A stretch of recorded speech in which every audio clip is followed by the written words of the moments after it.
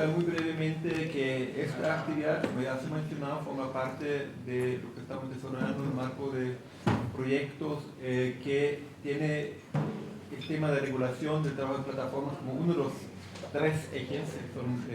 Hay otros dos ejes que van más allá del tema de los trabajos de plataformas, y el tema global es el impacto del cambio tecnológico en curso, Industria 4.0. Bueno, hay diferentes nombres que le han dado a la digitalización y otros más que se han dado a estos procesos.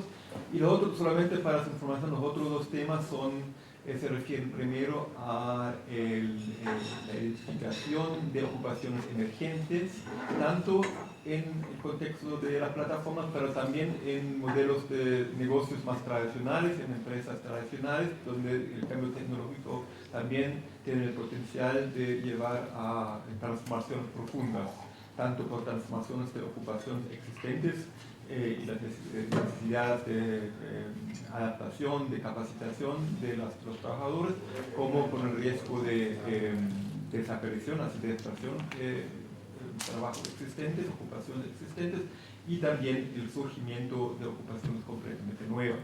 Y relacionado con eso está el tercer eje, que se refiere a el cambio en la demanda de cualificaciones con las nuevas tecnologías y la manera en que las instituciones de educación y formación profesional identifican estos cambios en la demanda y se ajustan su oferta de formación y de educación al respecto.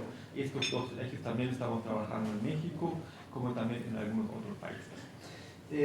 Ahora sí, al tema que nos convoca, la idea era de enriquecer el debate de México con experiencias de otros países de la región. Veremos que algunas experiencias son emergentes, otras tal vez ya tienen un debate más profundo, pero creo que uno de los papeles claves de la CEPAL precisamente es enriquecer y facilitar el debate regional para que los procesos de toma de decisiones a nivel de los países se enriquezcan de esa manera. Tenemos entonces primero presentaciones sobre tres otros países en que estamos trabajando en el proyecto: Argentina, Costa Rica y Ecuador. Y después tenemos una perspectiva más amplia, no específica a un país, pero amplia para la región. Empieza con la presentación sobre Argentina, Adrián Goldin. Adrián es profesor emérito de la Universidad de Buenos Aires, expresidente y actual presidente honorario de la Sociedad Internacional de Derecho de Trabajo y de la Seguridad Social. Fue investigador residente en el Institut d'Études Avancées de Nantes, en Francia, y profesor invitado en diversas universidades europeas y americanas. Él integra el Consejo Científico de la Revista Internacional del Trabajo de la OIT y de otras publicaciones americanas y europeas. Su último libro lleva por título Configuración Teórica del Derecho de Trabajo, editado en 2017 por Editorial Elias. Adrián, tienes 15 minutos. ¿Y nos suena? Sí. ¿Por qué no suena? Sin más. Hola, ¿suena? No, todos cambiamos.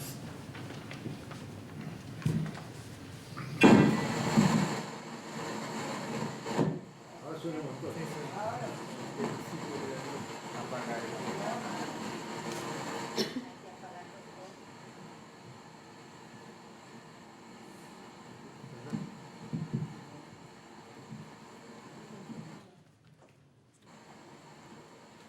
Bueno, buenas tardes.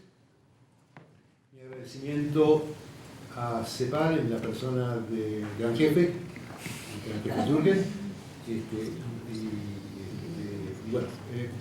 Voy a contar qué es lo que estoy haciendo, preparando este informe precisamente para CEPAL.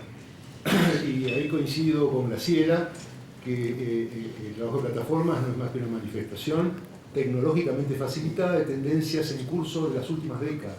Esto no es nuevo.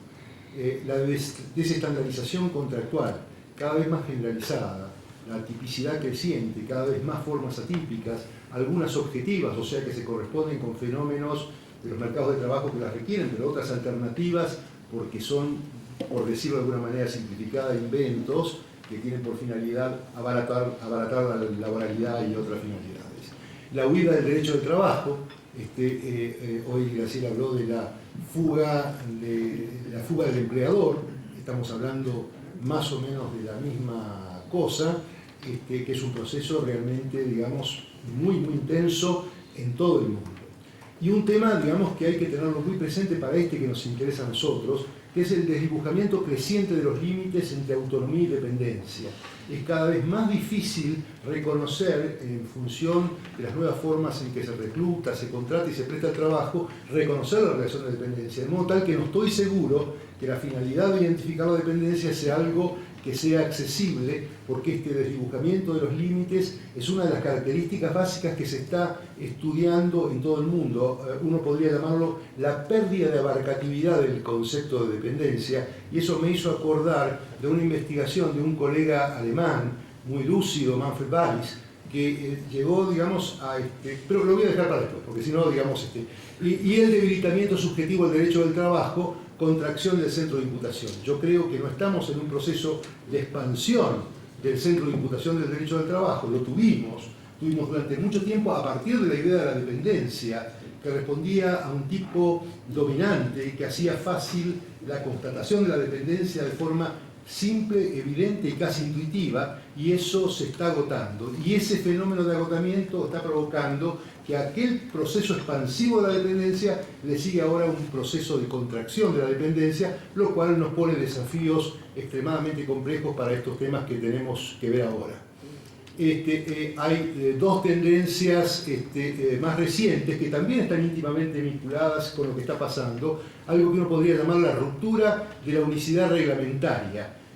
¿Qué llamo unicidad reglamentaria? Nosotros hemos tenido históricamente una gran categoría, la dependencia, con un gran ordenamiento, el ordenamiento laboral.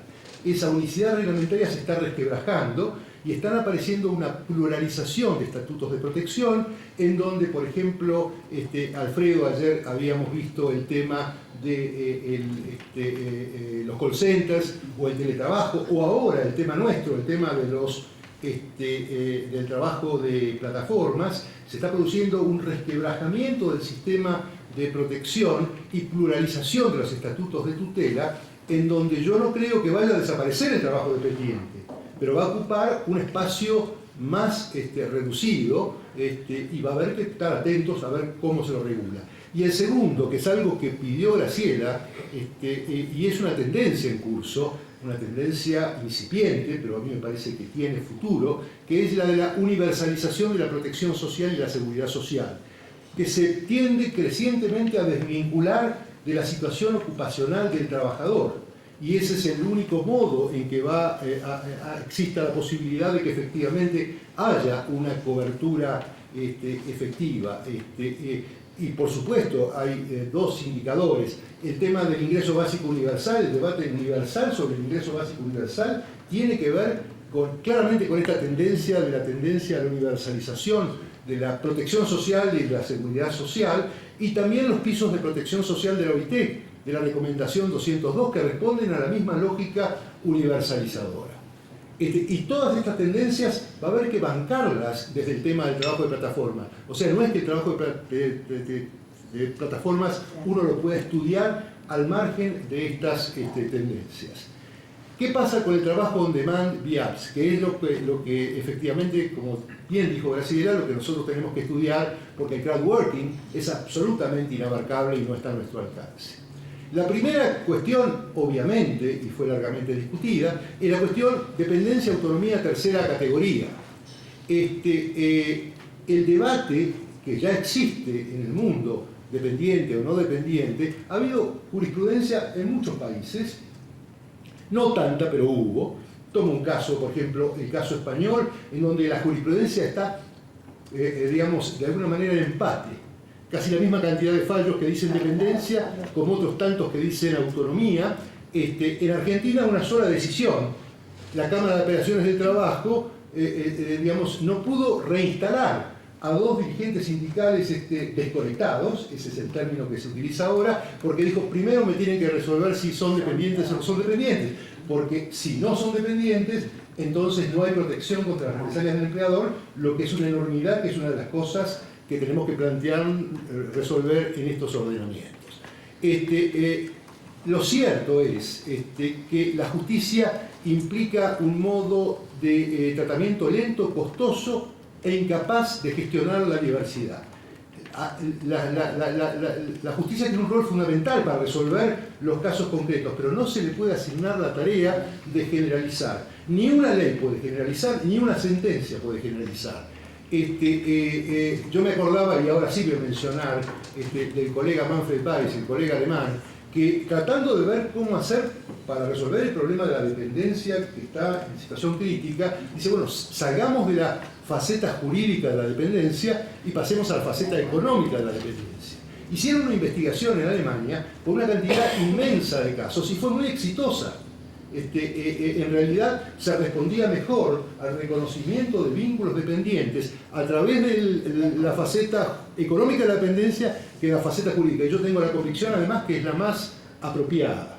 Pero Manfred Weiss termina diciendo, pero hay un problema. Para poder localizar esos indicadores de dependencia económica hay que transitar la justicia. Por lo tanto, el sistema no puede funcionar. El sistema laboral no hubiera funcionado nunca si cada caso hubiera tenido que transitar en la justicia. Digamos, el sistema de los indiciarios, que hemos estudiado mucho y que hemos trabajado mucho, es tanto más bueno cuanto menos se usa. El sistema indiciario es para los casos grises, para los casos marginales. El sistema indiciario no es para resolver un problema de política pública, para resolver cómo se le da tratamiento a esta cuestión. En tercer lugar, la heterogeneidad, ya bien mencionada, las diversas manifestaciones del trabajo de plataforma, impide a mi juicio establecer un criterio genérico en algún sentido. No podemos decir todos autónomos, no podemos decir todos dependientes, no podemos decir todos miembros de una tercera categoría. No podemos simplemente porque la realidad es tan heterogénea y tan variada que un juicio genérico de esas características va a ser seguramente un juicio incierto. Por lo tanto, ni la ley ni la sentencia pueden superar la heterogeneidad. Una calificación legal no sirve para todos. Una sentencia tampoco sirve para todos. A mi juicio, una declaración urbi et orbi de dependencia o autonomía, los trabajadores de plataforma son todos dependientes, los trabajadores de plataforma son todos autónomos, los trabajadores de plataforma todos pertenecen a una tercera categoría que en mi país no existe, o sea que habría que inventarla, que habría que concebirla, no contemplaría debidamente la condición de unos muchos, mientras que sí lo haría respecto de otros tantos. Si fuera así, sería una decisión normativa arbitraria. Y esa decisión no la podemos adoptar porque, a mi juicio, no sería suficientemente rigurosa, no sería suficientemente seria. ¿Cuáles son las condiciones para una regulación? Hay una vasta coincidencia en la literatura. Esto me parece importantísimo, de la mayor importancia política. Hay que regular antes pronto que tarde. Es urgente regular. La demora hará que, tras adquirir el trabajo de plataformas on demand vía apps, dimensiones cada vez más grandes, será difícil modificar o revertir. Está claro que las plataformas trabajan sobre la base del hecho de fait accompli, del hecho, digamos, cumplido. Y que, digamos, si no se resuelve rápidamente la cuestión, va a llegar un momento que esto va a ser absolutamente inmodificable. La resistencia económica y política va a ser de tal intensidad que no va a ser posible regularla. Hay que tener para regular en cuenta el contexto, hay que tener claro que no se regula a partir de una situación de pleno goce de tutela, sino que se regula a partir de la absoluta desprotección.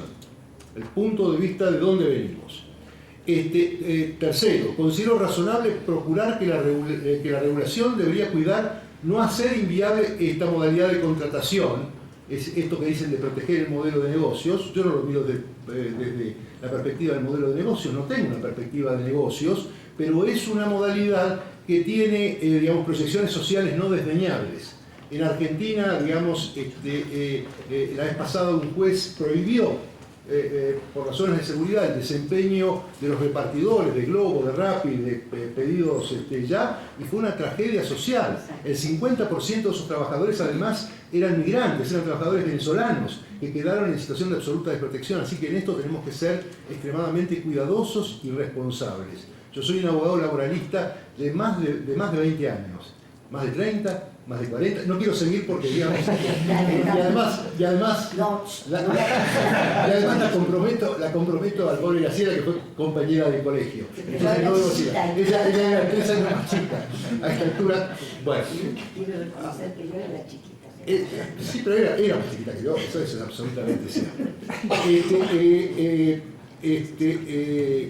Entonces digo, hay que ser muy responsable con este tema de la regulación, tenemos que conseguir proteger, la finalidad fundamental es darle tutela a los trabajadores de plataforma, pero tenemos que evitar que se nos desarme el sistema porque ese genera un efecto social que no es valioso.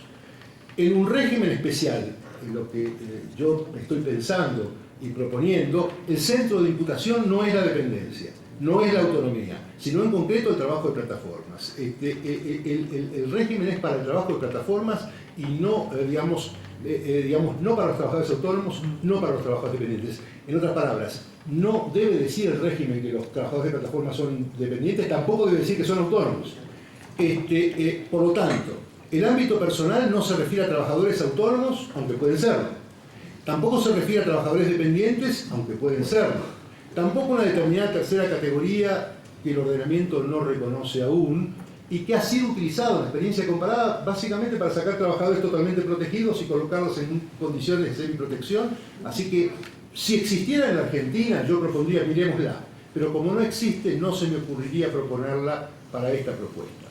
El centro de imputación de un régimen son los trabajadores de plataforma on demand vía apps que merecen protección por esa sola condición. No está sujeta a la acreditación de estatus dependiente ni estatus autónomo. El régimen no debería requerir más que la acreditación de la condición de trabajador de plataformas para asignar la protección que prevé. No hace falta acreditar la condición de dependencia, y esto me parece fundamental. Pero si el trabajador se considera con derecho a ese reconocimiento, debe tener la oportunidad de ejercerlo ante la justicia. O sea, el régimen dice, no tenés que ser dependiente para gozar de mi protección. Pero si considerás que mi protección no es suficiente y crees que estás en relación de dependencia, el régimen no debería imponerle un límite a ese trabajador y decirle no podés ir a determinar tu condición de dependencia. El régimen especial no debe despojarlo de esa alternativa. El ejercicio de los derechos reconocidos por el régimen especial, debiera decirlo expresamente la ley, no conllevará en sí presunción alguna de autonomía ni de dependencia. El tema de la no presunción, dicha literalmente, con todas las letras, es fundamental. En las reuniones con los empresarios del sector de las plataformas dicen, no, eso no lo puedo dar porque se va a presumir que son dependientes. No puedo negociar con el sindicato porque si negocio con el sindicato van a decir que son dependientes. Bueno, señores, el estatuto tiene que decir claramente, el régimen tiene que decir, esto no conlleva ninguna presunción. Más allá de que si tú vas a la justicia y reclamas la dependencia, las presunciones generales del ordenamiento laboral serán válidas para tu reclamo. El trabajador no debe transitar un proceso judicial para acceder a sus derechos elementales. No puede ser que el trabajador tenga que hacer un juicio para poder acceder a sus derechos elementales. Él accede directamente a sus derechos y si quiere más porque es dependiente podrá hacer el reclamo. Por ejemplo, no puede ser que no pueda acceder inmediatamente a la libertad sindical y la acción colectiva, a la cobertura contra los riesgos del trabajo, a la atención de la salud, a la portabilidad de su reputación, a la inaceptabilidad de la desconexión injustificada. Para eso no tiene por qué ir a demandar judicialmente. Esto para mí es absolutamente fundamental para que el régimen sea efectivo y realista. En caso de que la justicia le reconozca esa condición, o sea, la condición de dependencia, el régimen especial debe prever las reglas de articulación. Nosotros los juristas llamamos así al tipo de reglas que vinculan un ordenamiento con otro. Entonces, si el trabajador logra que le reconozcan su condición de trabajador dependiente, el régimen va a decir cómo vincular, que permita la aplicación de la norma especial junto con el ordenamiento de los trabajadores dependientes. Por ejemplo, aplicabilidad de la norma compatible con las características de la actividad, prevalencia de la norma especial, normas más favorables, preservación de derechos no tratados en el régimen general, en fin. Reglas de articulación que el ordenamiento debe establecer para hacer posible la aplicación conjunta de los ordenamientos. Lo que un régimen de estas características se propone es garantizar el trabajo decente de acceso inmediato, por la sola constatación de tratarse de trabajo de plataformas on demand vía apps. No es su propósito solucionar la litigiosidad. No se propone solucionar la litigiosidad que se genera cuando se reclama por la dependencia. No es la finalidad de una propuesta. Más bien, la asignación de la tutela, por el contrario, va a desalentar la litigiosidad, porque si la protección es suficiente, entonces no va a ser necesario ir a demandar a la justicia. Pero si no lo considera el trabajador, no debe privarse del derecho de ir a la justicia. ¿Qué protecciones?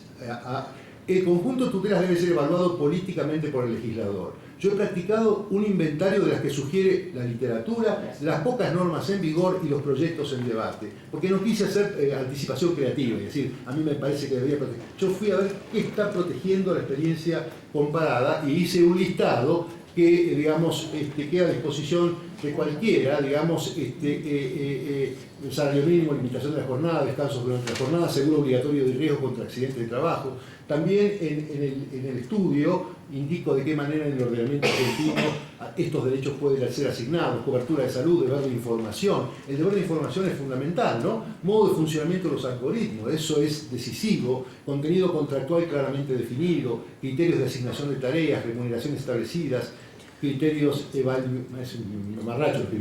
compensación de gastos, objeciones acá en las entrevistas con las plataformas. Lo que más les impresionó negativamente a las plataformas, al sector empleador, es el tema de las compensaciones de gastos. ¿Por qué vamos a compensar los gastos del teléfono, la bicicleta que el trabajador la puede utilizar en su vida civil? En lo demás encontré, por lo menos en las entrevistas que yo tuve, bastante disponibilidad.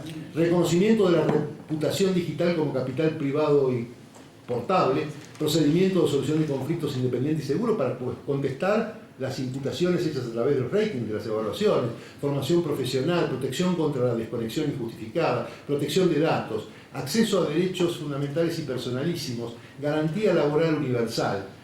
Acá voy a decir algo al final, digamos, y después me da 2 minutos solamente, gran jefe. Derechos de la seguridad social, derechos de libertad sindical y acción colectiva, sin necesidad de acreditar vínculo de dependencia ni generar presunción alguna en sentido de existencia de ese tipo vincular. A esto le presté particular atención, porque a mí me parece fundamental que tiene la acción colectiva, la universalidad de la protección que busca. Mientras que una ley se ocupa de un tipo de protección específica, la acción colectiva se ocupa de la protección más global. Por lo tanto, derecho a la representación y la acción colectiva. Para los órganos de control de la OIT, todos los trabajadores, sean ellos o no dependientes, tienen el derecho de gozar de la libertad de asociación, con la única excepción que queda para la legislación local de las Fuerzas Armadas y la Policía. Ello es válido incluso para los trabajadores autónomos.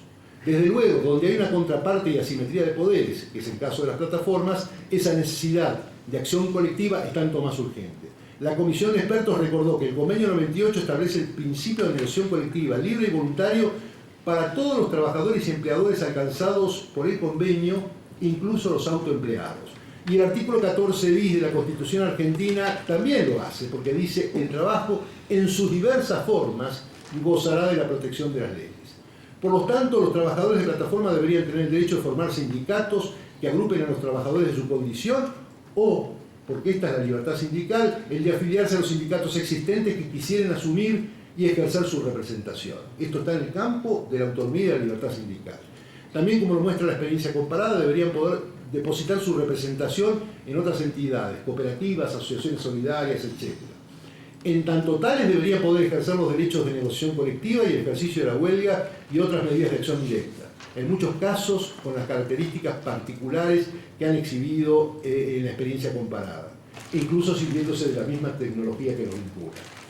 Las leyes de defensa de la competencia. Hay todo un debate en Europa y Estados Unidos si el hecho de que negocien personas a las que no se le ha reconocido explícitamente la dependencia no puede constituir una violación de la legislación antitrust.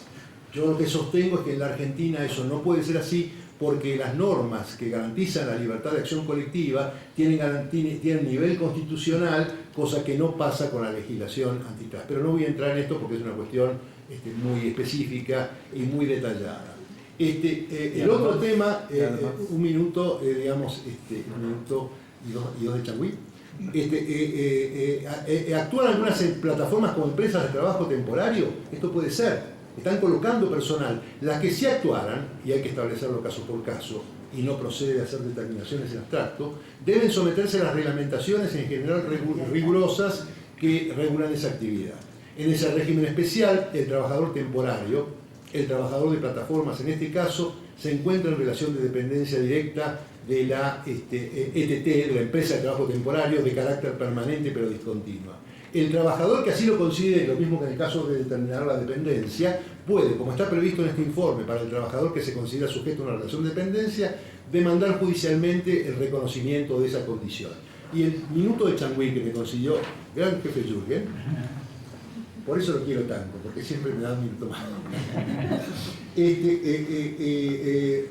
Quiero, digamos, señalar entonces las tres tendencias que a mí me parece y que yo las estaba visibilizando, digamos, antes de trabajar sobre el tema de trabajo de temporada. El quiebre de la unicidad regulatoria es algo fundamental que va a tener muchísimo que ver con la regulación del trabajo de plataformas. La universalización de la seguridad social y la desvinculación de la situación ocupacional del trabajador es otro rumbo que necesariamente, tarde o temprano, la cuestión va a tener que tomar. Y un sistema de protección básico y común. Y esto es lo último que quería decir. Yo creo que hoy queda en evidencia que si se produce ese quiebra de la unicidad reglamentaria, va a tener que haber por lo menos un derecho mínimo y común del trabajo, que está formado indiscutiblemente por los derechos fundamentales que están en la resolución de 1998 de la OIT, contra el trabajo infantil, contra el trabajo forzoso, la libertad sindical y, digamos, contra la discriminación. Los derechos personalísimos del trabajador en el lugar de trabajo, que esto no tiene nada que ver con la relación de dependencia. Los derechos al control de la propia apariencia, a la libertad de expresión, a la libertad de la opción sexual propia. Todos esos derechos personalísimos tienen que gozarlos los trabajadores dependientes y también los trabajadores que no son dependientes.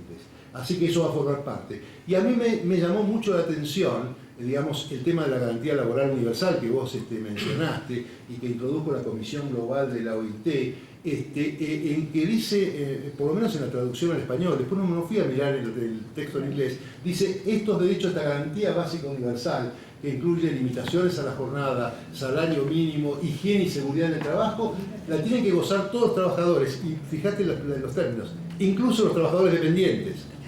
Con lo cual te queda absolutamente claro que todo ese aparato es un aparato del cual ninguna persona, digamos, que presta servicio o trabajo humano puede estar privado. Ustedes saben que hay juristas, por ejemplo, británicos, que claramente con Turis, pero con Mark Friedland, que es de alguna manera que están pensando ya, digamos, en la protección del trabajo prestado personalmente, con prescindencia del concepto de dependencia, que mi viejo maestro italiano decía que es un concepto muy perfecto, pero decía con resignación, pero es lo que hay.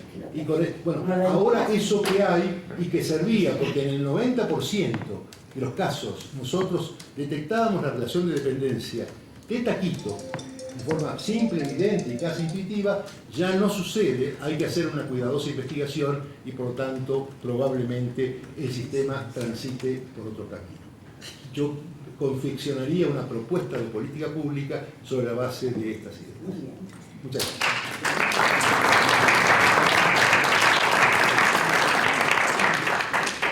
Muchas gracias por esta presentación muy interesante, creo, para todos en términos de contenido y de forma.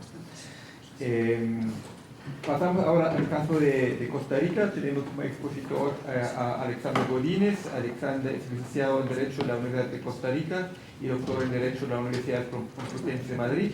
Es ex juez de trabajo y del Tribunal de Trabajo de San José. Actualmente se desempeña como profesor de Derecho del Trabajo de la Universidad de Costa Rica y como abogado litigante. Alexander, 15 minutos. Gracias. En primer lugar quiero agradecer a Julian la oportunidad que me ha dado de poder seguir investigando este tema, que la CEPAL también haya confiado, digamos, en experticia para poder hacerlo, a Flaxo por recibirnos aquí, digamos, en que es su casa. Y bueno, yo lo que hoy voy a tratar de hacer en esos 15 minutos básicamente es contarles un poco lo que ha estado pasando, digamos, en Costa Rica respecto a ese tema, que mucho va en la línea en que Graciela también ya ha hecho su exposición.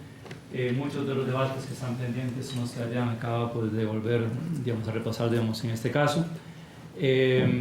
Y básicamente, digamos, comienzo por decir que la regulación o la discusión sobre lo que es el trabajo en plataformas digitales en Costa Rica viene marcado por un hecho, que este hecho podríamos decir que las características son básicamente, hay una reducción utilitaria de lo que es el universo, digamos, a estudiar, o sea, estamos en una discusión centrada básicamente en plataformas geolocalizables, donde todo el tema de las plataformas que tienen que estar dedicadas a microtareas, o donde hay freelancers que están haciendo sus labores, no es un tema que esté en la órbita de las políticas públicas que se están desarrollando en este momento en Costa Rica, sino que básicamente se trata de acabar con un tema muy central y es la competencia que se denomina desleal por los sectores involucrados, que básicamente ocasiona un conflicto comercial, económico, digamos, y financiero.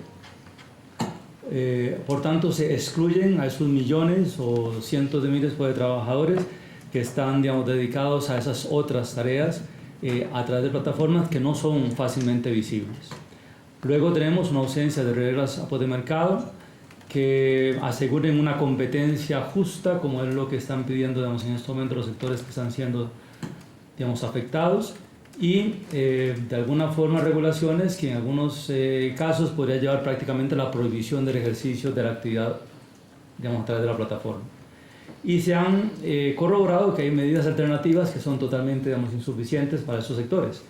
Luego vamos a ver que prácticamente la discusión está centrada, digamos, en Uber, pero de paso decir que, digamos, en esta discusión, mientras las políticas públicas son aprobadas, las otras medidas alternativas imaginativas que se han implementado o que se han querido implementar son absolutamente insuficientes, desde el tema de alguien que propuso o sectores que han propuesto la forma de cómo desconectar, digamos, la plataforma, más en un país que se ha declarado, pues, de libre tránsito por Internet, hasta el tema del incremento de los controles de fiscalización y en el caso de Uber básicamente pasando por el tema de un cierto acoso hasta donde se ha podido de los oficiales de tránsito contra las unidades que están, digamos, circulando, digamos, en las vías públicas, o también de los bancos, digamos, advirtiendo a los clientes que cierren las cuentas bancarias de todo aquel que no demuestre que los fondos que están ingresando a sus cuentas bancarias no provienen del trabajo, digamos, en plataformas.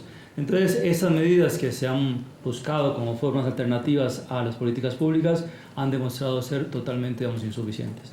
Tan insuficientes que el Estado mismo lo que ha hecho es una atenta excitativa, digamos, a Uber para que se retire, para que suspenda sus labores, pero es una atenta excitativa del Estado como Estado costarricense, demostrando la impotencia del Estado frente a lo que es la actividad de la plataforma, digamos, en el país.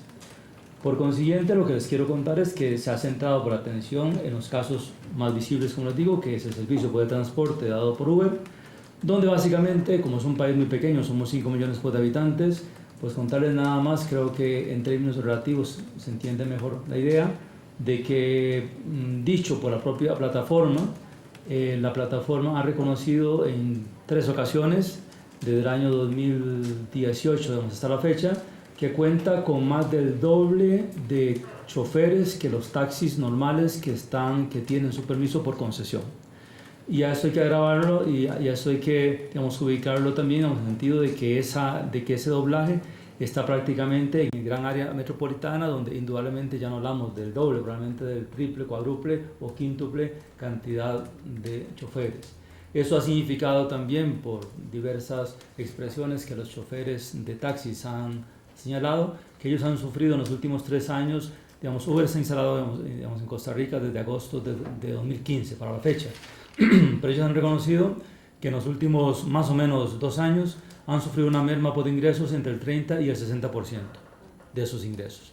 Eso también ha hecho que por primera vez no solo caiga, digamos, el precio de lo que es la concesión en sí, que se comercializaba después, sino que también se haya reducido la cantidad de concesionarios, cosa poco usual, porque antes se luchaba por las concesiones y ahora más bien hay ciertos concesionarios que han devuelto las concesiones porque no pueden, digamos, afrontar los costos que la concesión tiene.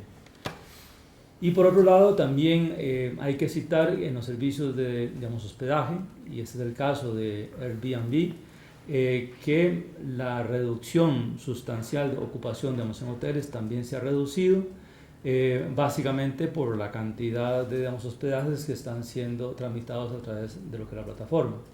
Por consiguiente, en esta ausencia de regulación legal, la regulación o el intento de regulación, digamos, ha venido por un lado por ciertas iniciativas o proyectos que se han presentado ante la Asamblea Legislativa, que ahora les contaré, digamos, en qué consisten, que van desde lo que les contaba, que es el hecho de regularlo para que la plataforma pueda seguir operando en el mercado, hasta ciertas reglas que prácticamente, digamos, impedirían que una plataforma que no sea Uber pueda, digamos, operar, digamos, en el país.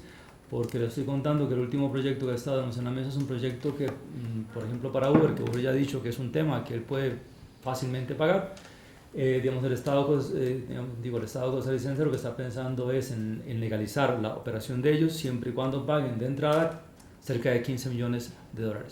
Entonces, esto para una plataforma como Uber, dice Uber que no es un tema que obstaculice realmente su labor, pero para otras plataformas indudablemente que sí. Y lo otro está puesto en la mesa de los tribunales de justicia, donde el juez, como ya se ha dicho aquí, pues va a tener que lidiar con las reglas normales que ha estado lidiando en casos de frontera, que son con las pruebas de indicios, pero que básicamente colocan al juez también en una posición bastante incómoda, que es en la que prácticamente suple la voluntad del legislador ante la inercia del propio poder legislativo, y es lo que no le corresponde. En cuanto a la regulación legal, la regulación legal que se ha intentado hacer en Costa Rica se caracteriza por ser, primero, un intento reactivo y no propositivo. ¿Qué significa que sea reactivo? Desde agosto de 2015 hasta noviembre de 2019 hemos tenido 12 protestas que han colapsado toda la capital. Y en cada protesta, la protesta se soluciona levantando, digamos, un acuerdo político que finalmente ha dado lugar a la aparición de un proyecto, digamos, en sede legislativa, o bien, digamos, acuerdos puntuales que luego son desacatados por lo que es el gobierno. Pero lo cierto es que el rumbo de la legislación costarricense en materia de iniciativas legislativas va al rumbo de las protestas, digamos, en las calles. Y en cuanto a Airbnb, pues no se ha dado eso, pero lo que han ejercido básicamente es el lobby político. Es un intento todavía, digamos, infructuoso. Digamos, en el caso de Uber, los 3 proyectos principales han sido presentados en el año 2019. Hay 2 activos y uno que ya está, digamos, archivado, que se archivó, digamos, hace poco, en septiembre 19, cuando se corroboró que era absolutamente, digamos, inviable. Con Airbnb tenemos un proyecto también del año 2019 que ya recibió un primer debate, le falta un segundo debate para ser aprobado, y el primer debate lo recibió ahora, digamos, en agosto del año 19. Es un intento todavía centrado en temas extramuros de lo que es el trabajo digno. Por consiguiente, ¿cuál es la finalidad? 1, el tratamiento fiscal. Tratar de ver cómo la empresa tributa, a pesar de que es una empresa multinacional, y con lo cual, finalmente, los remedios que se han tratado de pavimentar pasan por imposición de tributos que son característicos de cualquier remesa hacia el exterior, básicamente para una empresa que está instalada, digamos, en Holanda. Con la dificultad de que se graba cuando se remite y cuando vuelve a ingresar, digamos, al país, ya se ha advertido que habría un segundo gravamen, con lo cual estamos en la discusión de si realmente la alternativa es válida o no. Luego también estamos con el tema de que tiene que gravarse, por supuesto, la renta, no solo de la empresa, sino también la renta del propio conductor de Uber. Porque básicamente tengo que advertir que los proyectos de ley que están centrados en la Asamblea son proyectos de Uber. Y en este caso, básicamente ahí lo que se ha tratado de buscar son alternativas que permitan una trazabilidad de los ingresos, con la discusión de que entonces se le impone a las empresas la emisión de informes muy detallados sobre la cantidad de trayectos que tienen que hacer los conductores, dónde lo hacen, cuál es el precio que han cobrado, y esto ha despertado la curiosidad de la discusión de la protección de datos por un lado, pero también el tema de la inviolabilidad del derecho de la intimidad y la privacidad de lo que es el propio usuario. Luego también tenemos acciones que son simétricas, que de alguna forma tratan de reducir la competencia desleal, pero que también van a causar, como ya lo han dicho varias asociaciones de conductores de Uber, serios tropiezos para la incorporación de más choferes. El tema de la imposición por el registro, el tema del cumplimiento de requerimientos técnicos para los automóviles, el tema de cánones, digamos, y multas para lo que son los choferes, digamos, etc. Eso también, en cuanto a la simetricidad, ha sido bastante complejo en el caso nuestro, porque a la hora en que se quiere regular lo que es la prestación de servicios a través de la plataforma, también se ha querido poner a los taxistas en un nivel de competencia suficientemente, digamos, que justo con respecto a las plataformas, y esto ha implicado por consiguiente que se ha tratado de buscar y el tema de cobrarle 15 millones de dólares, digamos, a Uber es una forma de estas, de cómo adquirir fondos para situar a los taxistas en una posición de mejor competencia. Y esto ha despertado muchísimas críticas porque al final en uno de los últimos proyectos incluso estaba tratando de coger esos fondos para subvencionar la compra de taxis más modernos para los taxistas tradicionales concesionarios, para indemnizarlos por los perjuicios que están sufriendo por la merma de sus ingresos, etcétera, etcétera. Y luego también está centrado en lo que es la protección del usuario y básicamente imponiendo lo que son seguros contra responsabilidad civil. El tema laboral que nos ocupa aquí es un tema absolutamente residual, es un tema secundario, es un tema que realmente no está, digamos, en los proyectos realmente reflejado. Proyectos que los 3 que fueron en el 2019 y los 2 activos que hay son proyectos donde el conductor recibe expresamente la condición de trabajador, digamos, independiente, donde es cierto que se le obliga, digamos, a cotizar al impuesto de renta, donde es cierto que se le obliga a estar asegurado ante la seguridad social, pero como trabajador, digamos, independiente. Digamos, en el caso nuestro sí tenemos un régimen para trabajadores, digamos, independientes y la idea es que recale ahí. Lo único que, digamos, aparece con algún interés es el hecho de que uno de los 3 proyectos sí establece un límite a la cantidad de horas que los choferes pueden estar, digamos, en ruta. Y establece un máximo de 12 horas, con un descanso seguido de 8 horas, lo cual plantea en una jornada de 24 horas que podría estar 12 conduciendo, 8 descansando, 4 más trabajando, para una jornada total de 16 horas diarias. 5 minutos. Y sí contarles que en cuanto a la otra modalidad, que es la solución judicial, ya tenemos una primera demanda judicial que está planteada, digamos, en tribunales. Se planteó, digamos, en junio de este año, está contra Uber, con características muy singulares porque es una persona que labora 13 horas de lunes a jueves, 12 horas de viernes a domingo, que tiene una discapacidad por amputación de la pierna derecha y que era el presidente de la Asociación de Plataformas Tecnológicas. Con lo cual, lo que es la estrategia, digamos, argumentativa de esta persona es básicamente que ha sido, pues, despedido por discriminación por discapacidad y por discriminación por actividad reivindicativa, actividad, digamos, sindical. Y esto va a plantear, y plantea en su petitoria también temas que son de interés, además de las prestaciones, digamos, tradicionales, plantea lo que es la indemnización, que es un tema que se ha discutido, lo que es el daño causado por la desconexión, básicamente porque siendo propietario de un vehículo, la desconexión le implicó la pérdida de ingresos y la pérdida del vehículo por un préstamo bancario. Y también pide la reinstalación por nulidad del despido, consecuencia inmediata de que el despido sea discriminatorio. Y por consiguiente esto va a plantear para los jueces varios temas que son de interés. Y también porque nos dimos cuenta por la demanda que ha sido planteada que Uber en Costa Rica no existe como empresa registralmente. Si no creo que existe es Uber como centro de apoyo y de asistencia técnica para toda Latinoamérica, excepto Costa Rica y excepto Brasil. Y por consiguiente lo que están alegando es que el trabajador suyo formalmente nunca lo fue porque no existe una empresa Uber Costa Rica. Y por otro lado, lo que están planteando, pues básicamente es el tema tradicional de la flexibilidad, digamos, en cuanto a horarios, digamos, etcétera, etcétera. Pero esto va a implicar para el juez laboral, tener que definir si la demanda es procedente incluso contra esa empresa por la tesis de lo que es el grupo económico y por el tema de solidaridad, digamos, entre las empresas o del grupo, lo cual es un tema ya de interés. El segundo tema es entrarle al tema de los indicios, que son indicios que ya plantean bastantes complejidades, como se ha dicho aquí, pero una, digamos, además es la manipulación que la empresa ha hecho sobre los indicios y también, digamos, el tema de la inseguridad que los jueces han causado con la prueba de indicios por el tema de la ponderación de los indicios en la calificación final y también todo el tema de la discriminación, digamos, en sí. Este juicio está fijado para diciembre de 2020 y probablemente la sentencia de primera instancia la tendremos entonces para el primer semestre del año 2021. Y un minuto nada más, Jürgen, para decir que digamos, a nivel del Ministerio de Trabajo no hay ninguna acta de inspección levantada todavía. Hay 2 o 3 consultas hechas a la dirección jurídica sobre qué opina sobre este tipo de trabajo y para que defina qué naturaleza tiene la relación contractual, digamos, entre las personas y la dirección jurídica todavía no lo define. En cuanto a las reivindicaciones de los trabajadores, se han asociado a través de los medios usuales que lo hacen, que es el WhatsApp, Facebook, digamos, etc.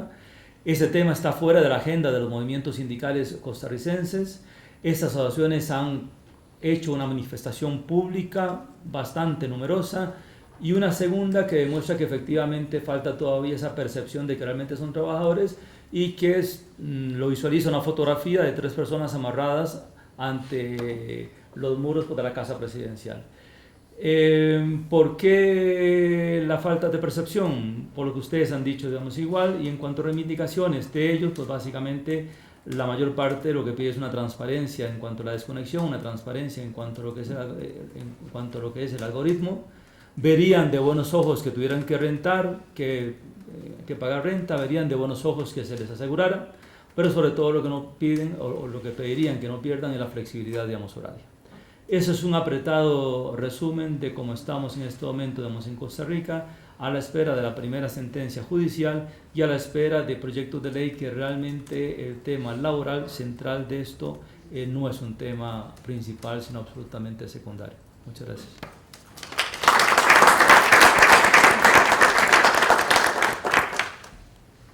Muchas gracias, Alexander. Interesante cómo nuevamente surge, solamente referencia a ese último punto, surge esta discrepancia, digamos, entre, o sea, no es una discrepancia, pero esta simultaneidad de lo que los trabajadores de las plataformas ven como la principal ventaja, que es la flexibilidad horaria, ¿no es cierto? Y el interés limitado o sea, el mínimo interés de sacrificar esta ventaja por beneficios de regulación y que indicaría, digamos, un trabajo, un trabajo social y político importante, que obviamente, como he escuchado por el caso de México, es muy complicado en el contexto de convencerlo de aspirar derechos que están en la ley, pero mucha gente no tiene acceso, a pesar de que formalmente estarían con el derecho de tener acceso. Yo creo que es un tema que nos va a acompañar durante un tiempo y también probablemente en otros países. Pasamos ahora al caso de Ecuador. Este caso nos va a presentar Carla Arias. Carla es economista de la Pontificia Universidad Católica del Ecuador, máster en Economía y Política por la Universidad de Griffith en Australia, y candidata a PhD en Economía de Desarrollo por Flaxo, Ecuador. Así que está en su casa. Fue directora de análisis salarial del Ministerio de Trabajo de Ecuador y actualmente es investigadora docente universitaria. Carla, por favor, 15 minutos. Bueno, primero muchas gracias por la invitación. Este es un tema realmente interesante, más que todo coyuntural en los países de la región. Creo que el caso de Ecuador les va a parecer interesante porque me doy cuenta que es un caso atípico a la tendencia que estoy viendo en la región. Entonces, bueno, primero les voy a presentar algunas estadísticas porque el caso de las plataformas digitales en el Ecuador es nuevo. En el 2017 apenas ingresó Uber y Cabify y apenas al inicio de este año empezaron a ingresar las plataformas, digamos, como Uber Eats, Globo, etcétera. Entonces es bastante nuevo. Otro tema que me parece interesante es que veo que tal vez la discusión en el tema de plataformas digitales en el Ecuador sí está siendo un poco más proactiva que reactiva, ya que nosotros todavía no hemos tenido, por ejemplo, problemas como huelgas de transportistas. De hecho, ha habido solo una que fue bastante, digamos, controlada. No han existido demandas laborales todavía en el Ministerio de Trabajo y de hecho, bueno, en el marco de esta investigación se está realizando con el Ministerio de Trabajo del Ecuador. ¿Y por qué? Porque más bien en el Ecuador la principal preocupación es las plataformas digitales, cómo van a aportar a lo que es el empleo informal, que ahorita está siendo la mayor preocupación, digamos, en el Ecuador. Bueno, sigamos. Entonces, yo primero quiero mostrarles un panorama macroeconómico del Ecuador para que entiendan un poco el por qué nosotros estamos yendo, digamos, en una tendencia contraria a la que veo que está yendo el resto de la región. Entonces, en el Ecuador, entre el 2007 y 2014 existió una alta tasa de crecimiento, promedio de 4.4%. En este periodo, el país logró estos porcentajes anuales siempre positivos, con un valor mínimo de 0.6% en el 2009, debido a la crisis financiera internacional, y con un máximo de 7.9% impulsado por el gasto público y el precio del petróleo. Las principales fuentes de financiamiento fueron los ingresos tributarios y las exportaciones petroleras. Esto es sumamente importante porque lo que yo les voy a mostrar a continuación es que en el Ecuador ha existido una contracción de la economía. En esta época, 2007-2014, se generaron grandes plazas de empleo, bastantísima generación de empleo y también una reducción de la informalidad. Este contexto cambia un poco con la reducción de los precios de petróleo, porque Ecuador es un país que está muy vinculado, digamos, a estas fluctuaciones de los precios de los commodities. Entonces, entre el 2015 y 2018, el país entra en una recesión por la caída de los precios de petróleo, con un crecimiento promedio de 0.7%. Existe un fuerte ajuste fiscal de 5% del PIB que se tuvo que realizar en el 2015, que fue la baja de los precios de petróleo. En el 2017 se observa una tasa de crecimiento de 2.4% debido al incremento del gasto electoral, que en el 2017 nosotros cambiamos de gobierno. Un incremento en el endeudamiento del 29.6% del PIB en el 2014 a 45.2% del PIB en el 2018. Entonces es como las preocupaciones que hay actualmente en el país. En el desempleo, se puede evidenciar que la caída del PIB en el 2009 existe también un incremento en la tasa de desempleo de alrededor de 5% a 6.5%. En los siguientes años el porcentaje de personas desempleadas desciende a 4% en promedio. Y como ya se explicó antes, los altos precios de petróleo y el gasto público eran lo que mantenían la economía, digamos, viva. Ahorita nosotros estamos bajo un contexto de contracción económica.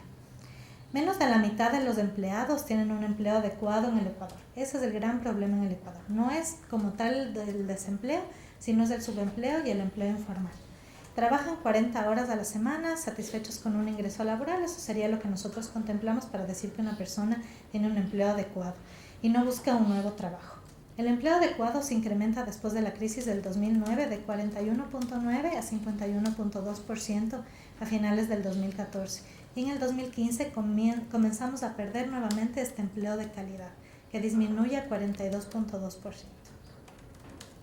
Tenemos también el problema de subempleo, pero quiero pasar un poco por el tiempo a las otras gráficas. En Ecuador nosotros tuvimos un incremento sostenido del salario básico unificado. Entonces, esta es una de las grandes críticas que hacen los grupos empresariales, incluido todo este tema, digamos, de las plataformas digitales, que en el Ecuador el salario básico ha tenido como un crecimiento y esto ha hecho que se pierda competitividad, por llamar así. Esto, conjuntamente con todas las reformas laborales, han creado un marco que dicen, digamos, el sector empresarial, de mucha rigidez en el mercado de trabajo. Entonces, nosotros estamos teniendo esta discusión en el Ecuador, porque yo veo que en el resto de la región se está atendiendo este tema de buscar justamente la regulación de las plataformas digitales, versus que en el Ecuador se está hablando de que existe un marco legal en el mercado laboral muy rígido y que más bien se debería flexibilizar un poco este marco. Entonces, bueno, aquí yo puse como una definición de más o menos qué es lo que nosotros vemos en el tema de la informalidad. Y aquí he querido presentarles unos gráficos interesantes. En el 2018 nosotros tenemos un 67% de informalidad laboral en el Ecuador. Entonces, ¿cuál es nuestra preocupación, digamos, desde la parte pública, desde lo que es el Ministerio de Trabajo? ¿Cómo las plataformas digitales van a venir a conformar parte de este 67%? Y una de las razones principales para que la población migre del sector formal al sector informal es el marco regulatorio. Entonces ahí viene la pregunta, ¿se debe regularizar más estas plataformas digitales? ¿Cómo debe ser la regulación de estas plataformas digitales? Como yo les comento, es un fenómeno nuevo en el Ecuador, entonces nosotros recién estamos comenzando a hacernos estas preguntas. Entonces aquí he hecho justamente una gráfica que les puede mostrar la sectorización de la PEA. Entonces aquí pueden ver el impacto tan grande que tiene el sector informal en la economía ecuatoriana. El sector formal viene a ser la línea azul, el empleo doméstico, la línea gris y el no clasificado por sector, que cuando nosotros ya hacemos un análisis más profundo en las estadísticas también está bastante vinculado con el sector informal. Aquí yo les he puesto un gráfico interesante porque otra de las preocupaciones, digamos, en el tema de las plataformas digitales viene a ser la seguridad social, porque nosotros tenemos esta equidad intergeneracional. Entonces, si esta generación ahorita está formando parte de un 67% de la población, el sector informal significa que no están asegurados y que no están aportando a la seguridad social del Ecuador, lo que nos va a generar problemas, digamos, de mediano y largo plazo. Entonces, aquí yo les he puesto un gráfico que habla del segmento de trabajadores en empleo adecuado. Y en empleo adecuado, nosotros tenemos un 30% de la población que no está asegurado en empleo adecuado. Y también en trabajadores en empleo no adecuado, ahí tenemos un 77%. Entonces tenemos un gran porcentaje de la población en el Ecuador que no está, digamos, asegurada a la seguridad social, a pesar de que esto está garantizado en el Código de Trabajo, en la Ley Laboral y en la Constitución de la República. Entonces, esta es otra de las grandes preocupaciones que está en torno a las plataformas digitales, y nosotros nos estamos preguntando ahorita si de por sí con la legislación que ya existe está siendo complicado hacer que las personas se aseguren al IES. Entonces, ¿cómo podemos modificar esta regulación? ¿O cómo podemos justamente generar los incentivos para que las personas decidan aportar? Porque nosotros también tenemos aquí la figura de aportación voluntaria. Entonces, si bien muchos empleadores, digamos, deciden no afiliarles, bueno, y eso es ilegal y tienen sus multas, pero también existe la posibilidad de que muchos trabajadores quieran afiliarse voluntariamente. Y ese es un caso interesante que vemos en las plataformas digitales, que varias de las personas que con algunas encuestas que nosotros levantamos que están en las plataformas digitales han decidido afiliarse voluntariamente. Sin embargo, no es una generalidad y ya vemos que los números son bastante preocupantes. Entonces, aquí justamente yo he puesto un gráfico que considero importante para también hablar del tema de la regulación. Nosotros vemos que tuvimos una regulación, un cambio, una reforma en el Código de Trabajo en el 2009. Y como ustedes pueden observar aquí, hay un punto de inflexión entre lo que es las personas que estaban afiliadas y no estaban afiliadas. Vemos una tendencia decreciente justamente en las tasas de las personas que no estaban afiliadas, y es bastante significativa. O sea, más o menos en el 2009 se comienzan a cruzar el porcentaje de la población en empleo formal que estaba afiliado y los que no, pero luego se cruza y bueno, tenemos un incremento de la afiliación bastante significativo en el Ecuador. Mientras vemos que casi eso no ha variado en el segmento de trabajadores que está en empleo no adecuado. Entonces, ahí viene una de nuestras preguntas, digamos, centrales. Ahorita el Ecuador acaba de firmar, digamos, una carta de intención con el Fondo Monetario Internacional.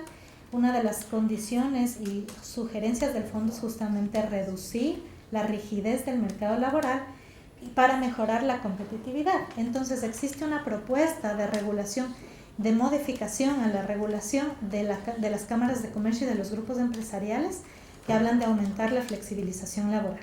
Esta propuesta va en dos puntos centrales. La una es reducir los requisitos o reducir, digamos, la rigidez para los despidos, que digamos que en los años anteriores fue uno de los logros de la legislación laboral. Y la siguiente es también diversificar los tipos de contratos. Entonces, yo ya les voy a presentar luego una lista de los tipos de contratos que están tipificados en el Código Laboral del Ecuador, y esta es una de las propuestas, o sea, y también regresar a lo que es el trabajo por horas, que fue otro de los cambios que se hizo en la regulación en el 2009. Okay. Bueno, entonces aquí justo ya les había presentado este cuadro de la seguridad social. Ya. Entonces, entre las causas del empleo informal en el Ecuador que se han identificado, tenemos algunas, como la reducción del crecimiento económico, que vemos que en el Ecuador es algo latente, o sea, nosotros tuvimos un impacto, un shock de oferta sobre los commodities, un incremento de la oferta laboral y el desempleo. Esto es interesante porque nosotros ahorita tenemos muchísima mano de obra calificada de por sí ya de ecuatorianos que, por ejemplo, fueron beneficiados con becas al exterior. Hubo una política de... Bueno, entonces voy rapidísimo. Bueno, y aquí vemos que una de las causas principales es el exceso de normativa y la rigidez en la regulación. Entonces es un poco, digamos, la tendencia, yo le veo diferente a lo que se está hablando en el resto de la región. Entonces aquí yo había puesto rápidamente las causas del empleo informal y dicen que el Ecuador, según un estudio del Banco Mundial, ostenta la posición 171 de 180 países en el índice de flexibilidad laboral. O sea, nosotros somos un país, digamos, muy rígido en legislación laboral, según el Banco Mundial. Y entre las consecuencias, he planteado algunas, pero una de las principales es esta de la vulneración de derechos laborales, repercusiones en la seguridad social y disminución de los ingresos tributarios. Estas tres son las que más están preocupando ahorita en el Ecuador. Entonces aquí yo había puesto rápidamente el marco legal. Nosotros tenemos a la Constitución de la República, que es considerada, digamos, garantista de derechos. Existen varios derechos que se incluyeron en la Constitución del 2008 para los trabajadores. La Ley Orgánica para la Justicia Laboral y Reconocimiento del Trabajo, que fue reformada en el 2015 y también incluyó, digamos, bastante reconocimiento de derechos. El Código de Trabajo, y hay algunas leyes nuevas que se incorporaron. Ley Orgánica para la Promoción del Trabajo Juvenil, porque en el Ecuador uno de los problemas es el desempleo en los jóvenes. Regulación excepcional de la jornada de trabajo, que también era para tratar de aumentar el empleo en los jóvenes. Cesantía y seguro de desempleo. En el Ecuador existe un seguro de desempleo, más o menos desde el 2015, que asegura, digamos, a todas estas personas que comenzaron a quedarse sin empleo, como todos los que aportamos a la seguridad social, donamos el 1% de nuestras aportaciones para que se cree este seguro de desempleo. Y el momento en que una persona sale, digamos, de su trabajo, el Estado le da una compensación por 5 meses hasta que consiga otro empleo. Entonces, bueno, aquí espero alcanzar, pero rápidamente, en la Constitución del Ecuador se considera el trabajo como un derecho y un deber social. Gozará de la protección del Estado, el que asegura que el trabajador, respeto a su dignidad, una existencia decorosa y una remuneración justa que cubra sus necesidades y las de su familia. Se regirá por las siguientes normas fundamentales, y aquí yo he puesto solamente 3, están vinculados al tema de discusión. La legislación del trabajo y su aplicación se sujetará a los principios del derecho social. El Estado propenderá a eliminar la desocupación y subocupación, y será válida la transacción en materia laboral, siempre que no implique renuncia de derechos y se celebre ante la autoridad administrativa o juez competente. En el caso de dudas sobre el alcance de las disposiciones legales, reglamentarias o contractuales en materia laboral, se aplicará el sentido de lo más favorable para los trabajadores. En este sentido, por ejemplo, para el caso de las plataformas digitales, una de las cosas que nosotros pudimos observar es que obviamente no existe un contrato firmado, digamos, puede ser entre los dueños de los autos y los choferes, etcétera. Entonces ahí la respuesta que se ha dado desde lo jurídico es que puede existir el contrato verbal. Entonces, el momento en que van estos trabajadores a poner una denuncia y existe este contrato verbal, lo que se hace es comenzar a investigar, digamos, elementos que justifiquen que existe la relación laboral como tal. Entonces, estos elementos han venido a ser, por ejemplo, los pagos que se hace del dueño del auto al chofer. Otro de los elementos que se ha estado observando es el recorrido del auto que se puede registrar en las aplicaciones de las plataformas digitales. Han sido básicamente los 2 elementos que se han estado considerando para ver, digamos, el punto central de si existe o no una relación laboral, y el momento que existe la relación laboral se le está manejando como el caso de cualquier otro trabajador, o sea, sí se le está considerando todos sus derechos, etc. Entonces, bueno, ahí está también el Código de Trabajo, que tiene, nos indica cuándo existe un contrato, cuál es el concepto de empleador, cuál es el concepto de trabajador, este tema de la aplicación favorable al trabajador, que en caso de dudas el trabajador se respeta más los derechos del trabajador, y también la libertad de trabajo y contratación, que es uno de los temas en discusión en el punto de las plataformas digitales. Aquí también les he puesto una lista de los tipos de contrato que existen en el Ecuador, que básicamente es donde está ahorita la discusión en las plataformas digitales, porque lo que se está considerando es ver la posibilidad de que ellos tengan un tipo de contrato que se adapte a su, digamos, tema específico. Entonces tenemos el tácito expreso, a sueldo, jornal o participación mixto, por tiempo fijo, por tiempo indefinido, a prueba, por obra cierta, por enganches, individual, en grupo, por equipo. Entonces son esos los tipos de contrato que están tipificados en el Código de Trabajo. En cuanto, bueno, esto no se aplica mucho, digamos, al tema de plataformas, pero han existido algunos proyectos de ley que están en la defensa justamente de trabajadores informales y se les estaba considerando para también ver la posibilidad de incluir a las plataformas dentro de estos proyectos. Este proyecto de ley de defensa de los comerciantes minoristas y trabajadores autónomos ya está en la asamblea, ya pasó la primera discusión y actualmente está remitido a la Comisión de lo Laboral y Social, y ahí es donde se está considerando ver si se les incluye justamente a los trabajadores de las plataformas digitales. De ahí tenemos las regulaciones municipales, porque las plataformas digitales actualmente en el Ecuador solo se encuentran trabajando en 2 ciudades, en Quito y Guayaquil. Entonces, más que todo han sido, digamos, aplicadas las regulaciones municipales, las de la Agencia Municipal de Tránsito, para Uber y Cabify, porque ha sido el único caso, digamos, que hubo esta controversia con los taxistas. En Guayaquil lo mismo. Y bueno, entonces, creo que ya se me acaba el tiempo, pero rápidamente. Los principales problemas vinculados a las plataformas digitales son 3. Para la identificación de estos problemas, yo realicé un, digamos, grupo focal con varios expertos nacionales en temas legales, pero también en temas económicos, porque como les comento, la preocupación en el Ecuador ahorita es la informalidad y cómo esto puede afectar a la economía que está en contracción. Entonces tenemos a la rigidez en la legislación laboral, entonces existe esta propuesta para la mayor flexibilidad, para el despido y una reforma a la ley. Entonces, más bien va como que en esta línea contraria, digamos, de menor regulación. Seguridad social, por el problema de la reducción del número de trabajadores afiliados, entonces la respuesta que se está dando a esto es también tratar de que exista mayor flexibilización. Y la recaudación tributaria, porque existe una afectación en el pago del impuesto a la renta, entonces la preocupación del gobierno es ver cómo pueden, digamos, hacer para que estas plataformas paguen el impuesto a la renta y especialmente los trabajadores, porque digamos que existen personas que tienen 5 autos, ellos están generando un ingreso, pero no están pagando el impuesto a la renta por la generación de ese ingreso. Entonces ahorita en ese marco digamos que está la discusión. Entonces las preguntas centrales que nos hemos hecho con el Ministerio y con los expertos es si de entrada existe una relación laboral y con quién está esta relación laboral.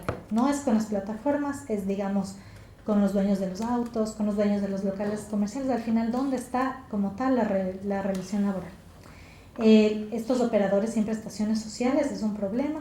Los ingresos de acuerdo a la productividad, y esto es algo que yo escuché en muchas de sus presentaciones, porque digamos aquí los trabajadores no tienen obviamente un horario de trabajo, pero ellos asumen esto como que ellos van a ganar la cantidad, digamos, de acuerdo a su trabajo. Entonces ellos lo ven como una motivación. Yo estoy trabajando más, yo trabajo muchas horas, entonces digamos soy más productivo, estoy aportando más a mi economía, pero termina siendo también flexibilidad laboral.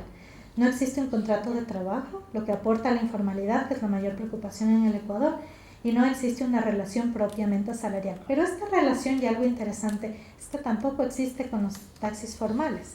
No existe, digamos, esta relación, y es una de las cosas que se debería solucionar tanto para las personas formales como para estas plataformas informales. Eso, bueno, aquí vimos un poco del modelo de negocio, y yo aquí básicamente les puse como unas estadísticas de, digamos, la intención o cómo ha venido incluyéndose entre las preferencias de los consumidores ecuatorianos estas nuevas modalidades, digamos, de transporte o de consumo de comida, porque como les comenté, esto es algo sumamente nuevo. Aquí pueden observar que apenas en el 2018 comenzamos nosotros en el Ecuador a hablar de Uber Eats, de Globo, de estas plataformas. Entonces, creo que estamos en un momento interesante en el Ecuador en donde todas estas, digamos, propuestas van a ser propositivas y no reactivas. Todavía no tenemos, como les dije, demandas laborales ni tampoco muchas huelgas en el tema de transporte, entonces creo que estamos a tiempo de tal vez hacer unas propuestas interesantes. Entonces la pregunta que nosotros ahorita tenemos, como les conté, en un contexto en el que dicen que el Ecuador tiene un marco sumamente rígido en un contexto en el que nosotros acabamos de firmar un acuerdo de intención con el Fondo Monetario. Hablar de regulación ahorita es bastante complicado en el Ecuador porque más bien se está hablando de flexibilización o de hacer un poco más suave las normas, aligerar, digamos, todas estas cargas hacia los empresarios. Entonces, bueno, aquí se han puesto algunas propuestas, pero estas propuestas son un poco más conversadas con la OIT, entonces son como generales para toda la región. Específicamente para el Ecuador, ahorita estamos trabajando, digamos, en estas mesas con los expertos porque estamos en un marco, como les comento, de tratar de que no sea tan digamos, como en una camisa de fuerzas la legislación laboral, por todas las cosas que ya les comenté antes y las estadísticas. Eso sería básicamente la presentación.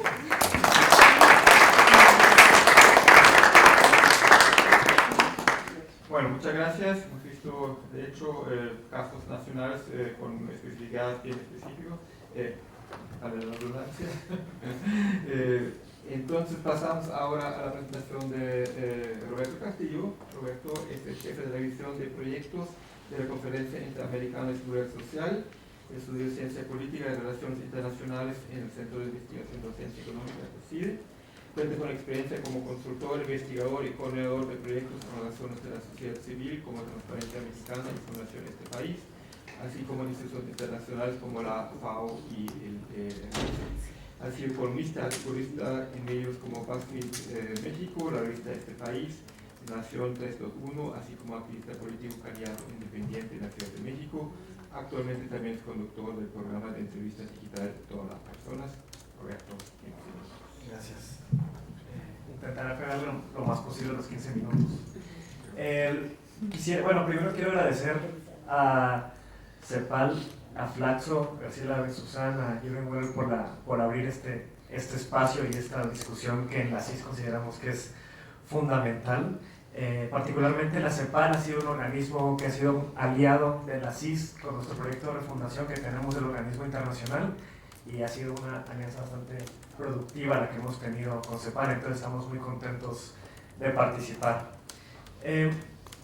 Quisiera comenzar con una anécdota rápida y es que me acordé ahorita que estaban mencionando el tema de la precarización tanto en taxis normales como en Uber, que es cuando me pongo a platicar con el conductor del Uber, la conductora del Uber o conductora de taxi o conductora de taxi, normalmente la pregunta con la que empiezo es ¿y cómo le va?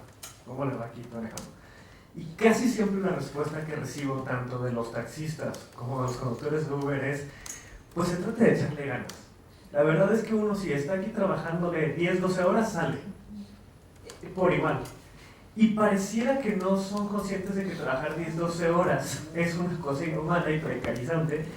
Y en efecto pareciera que hay una completa... ni siquiera es pensable el hecho de tener otro tipo de derechos, ¿no? O de prestaciones. Y es particularmente frustrante porque cuando uno ve la discusión, al menos aquí en la Ciudad de México, me tocó hace poco compartir un programa de radio con el líder del movimiento mexicano de taxistas. Una de las cosas que yo vi es que prácticamente pareciera que hay una incapacidad de generar una conciencia de clase entre taxistas y Ubers que están igualmente precarizados, independientemente de que el modelo en el que están trabajando sea distinto. Nosotros desde la CIS somos un organismo que está integrado, que su membresía son instituciones de seguridad social del continente americano. Y la verdad es que este no es un tema que en las instituciones tenga la prioridad que uno esperaría, porque claro, hay mucha preocupación con que los sistemas de pensión están colapsando y eso es más importante cuando se tiene que colocar la labor de la burocracia, ¿no? Pero en efecto no solamente no hay una priorización, sino que además hay un desconocimiento profundo de cómo es posible incluir en la seguridad social a esos trabajadores que están en las plataformas digitales. Son un sector que está creciendo y que a la burocracia, pues obviamente lo que dices, yo me encargo de los afiliados que tengo ahorita y ya tengo muchos problemas porque el gasto en salud no me alcanza y porque las pensiones van a colapsar en un tiempo, ¿no? Pero sí en la CIS consideramos que es fundamental abrir más discusiones sobre este tema en particular y sobre todo capacitación porque En efecto, no importa cuánta regulación se meta, si los estados son débiles y siguen procesos de desmantelamiento de los estados, pues no va a haber capacidades de fiscalización que en efecto hagan que esas regulaciones se cumplan. Pero bueno, ya hablando puntualmente del tema de las plataformas digitales, nosotros en la CIS, la nueva administración tiene apenas desde enero, poco menos de un año, y uno de los temas fundamentales que decidimos hacer investigación rigurosa al respecto es el tema de la precarización laboral. Cómo se ve, cuáles son los principales fenómenos, cómo se está agudizando. En ese sentido, uno de los temas fundamentales que queríamos tocar eran las nuevas formas de precarización, que realmente son formas que simplemente agudizan fenómenos que ya estaban en el pasado, no es que absolutamente todo sea nuevo.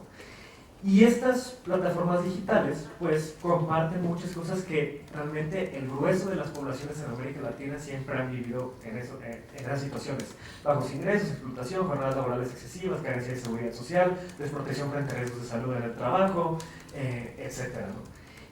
Lo que sí es particularmente, no sé si llamarlo alarmante o que identifica esta situación, uno es la parte del rol de la tecnología, no es tal cual, tienes el algoritmo que juega muchas veces la de patrón, que incentiva conductas, que manipula a los trabajadores para tener ciertos comportamientos, pero el otro es el proceso de creciente individualización que acompañan estas plataformas digitales. Es decir, tú podías tener condiciones de no acceso a seguridad social en las personas que venden cosas en la calle, pero normalmente eran personas que contaban con lazos de comunidad fuertes que les permitían de alguna manera afrontar los riesgos sociales derivados de la condición laboral en la que se encontraban. Sin embargo, en un trabajador de Uber que pasa 10 o 12 horas sentado, manejando, casi siempre solo, pues realmente no es como que existan se van rompiendo, se van articulando esos lazos, estas redes comunitarias que sí suplían al Estado en labores de cuidado y de acompañamiento y de protección frente a riesgos sociales, que ahora ya no se ven en los casos de los trabajadores de plataformas como Uber, Didi, etc.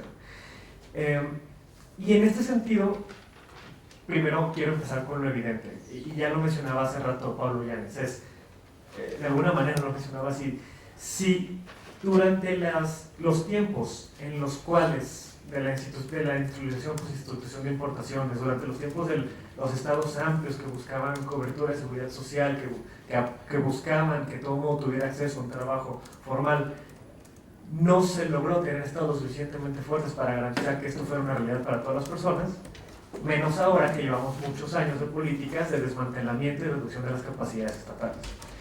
Pero también hay buenas noticias, y es varios países han logrado avanzar en cosas tan complejas como para llevar a personas trabajadoras del hogar a poder tener su seguridad social.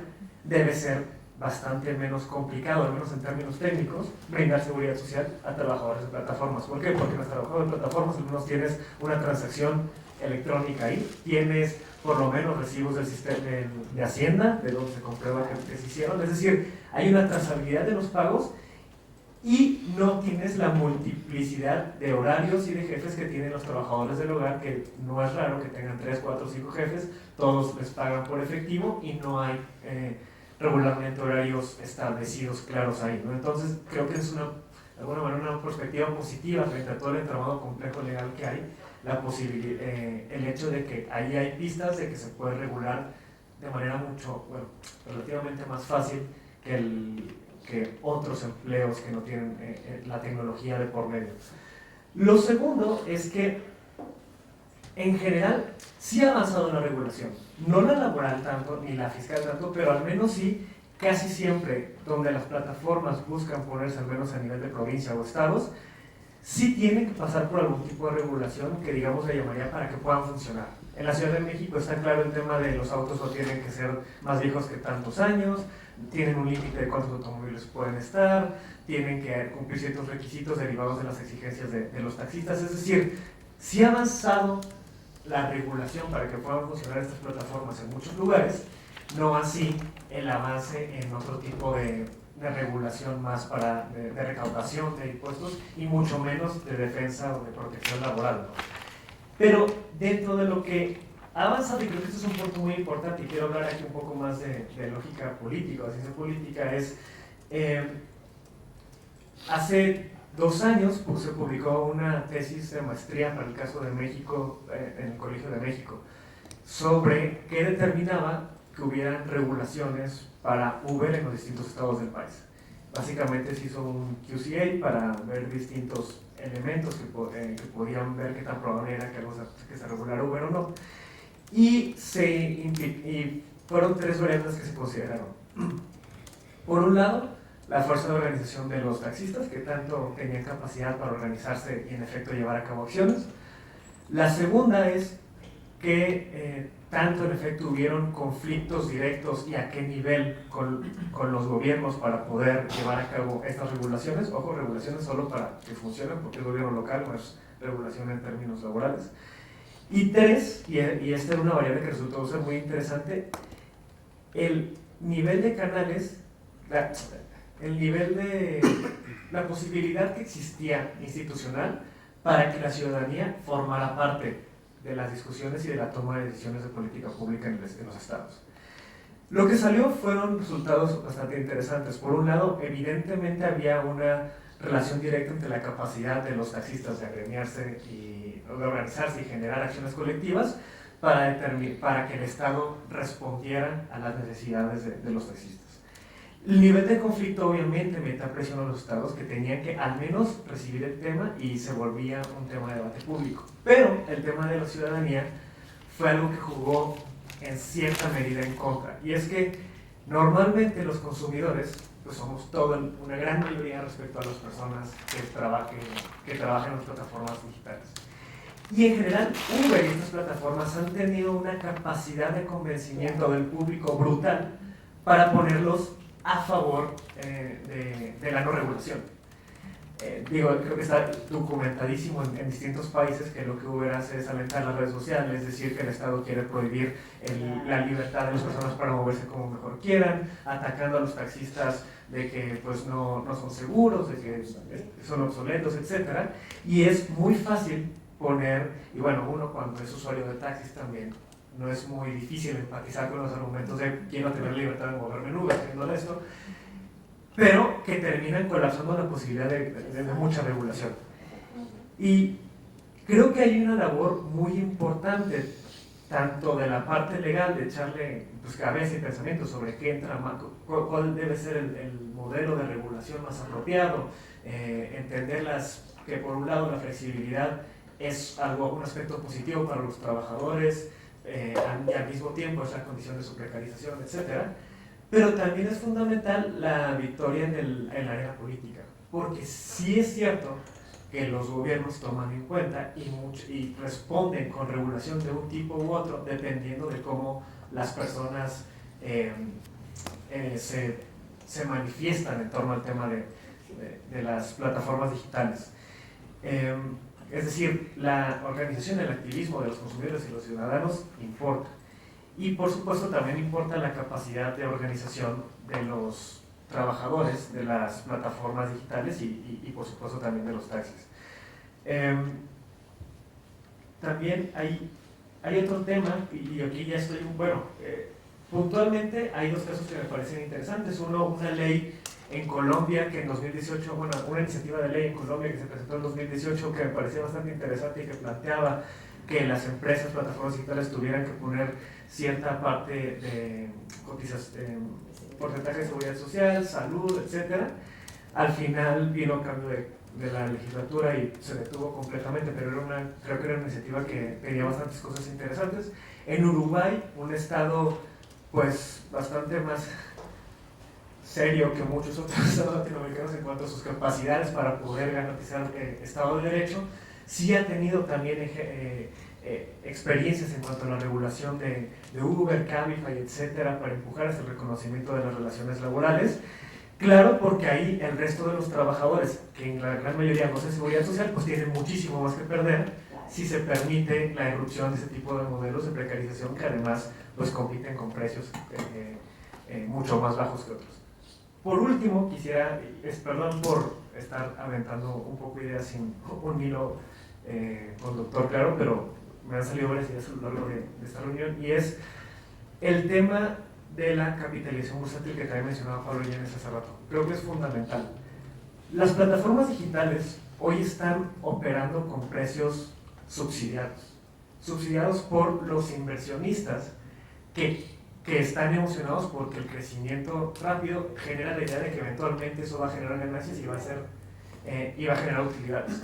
Cuando vemos que Uber, WeWork, para no hablar solo de las de transportes, están sistemáticamente teniendo pérdidas multimillonarias y no están generando utilidades. Y los mercados ya están empezando a ver eso y a no meter tanto dinero ahí.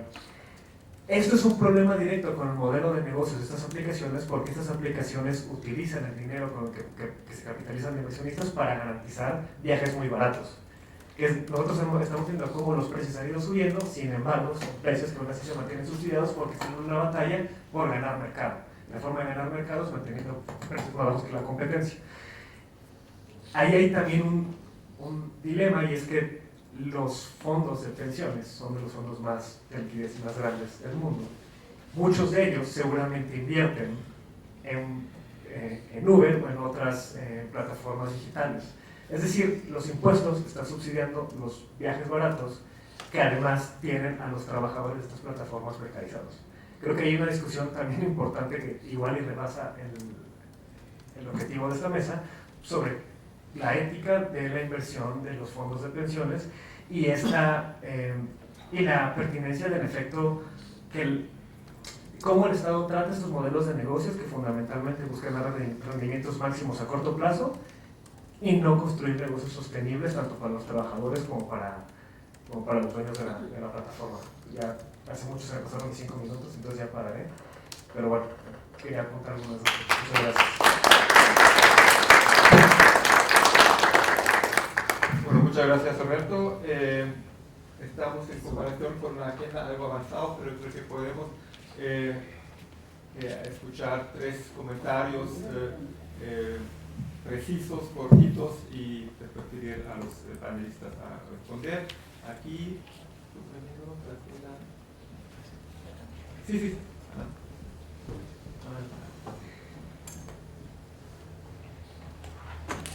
Hola, buenas tardes, muchas gracias. Soy Eduardo Vargas, egresado de la Universidad Autónoma Metropolitana Unidad Iztapalapa, el posgrado de Estudios Laborales.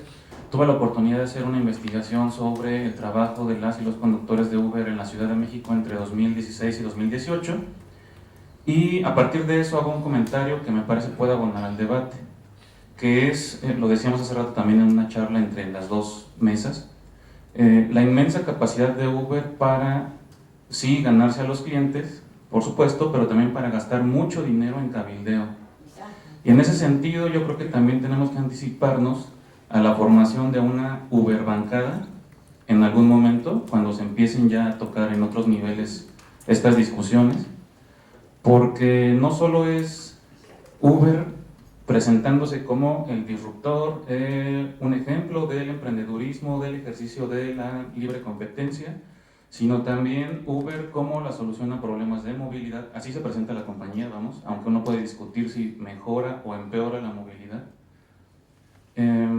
Pero ellos tienen muy claro qué es lo que quieren en las regulaciones, y a raíz de una entrevista con una persona que fue parte de la gerencia de Uber, ella me decía que en la regulación de la Ciudad de México ellos se salieron con la suya, era la regulación que querían, porque no tocaba 2 componentes esenciales del modelo de negocios.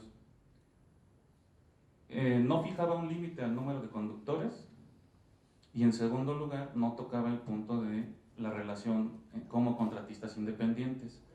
Y me voy al punto del número de conductores, porque creo que el otro ya se tocó de manera muy extensa.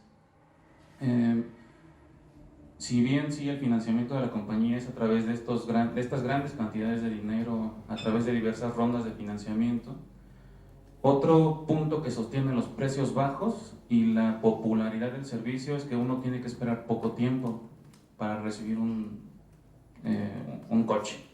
Y esto también se debe a la gran cantidad de conductores, que mientras más conductores hay disponibles, menos ingresos para quienes están trabajando, y muchos más conductores circulando por la ciudad sin pasaje, ¿no?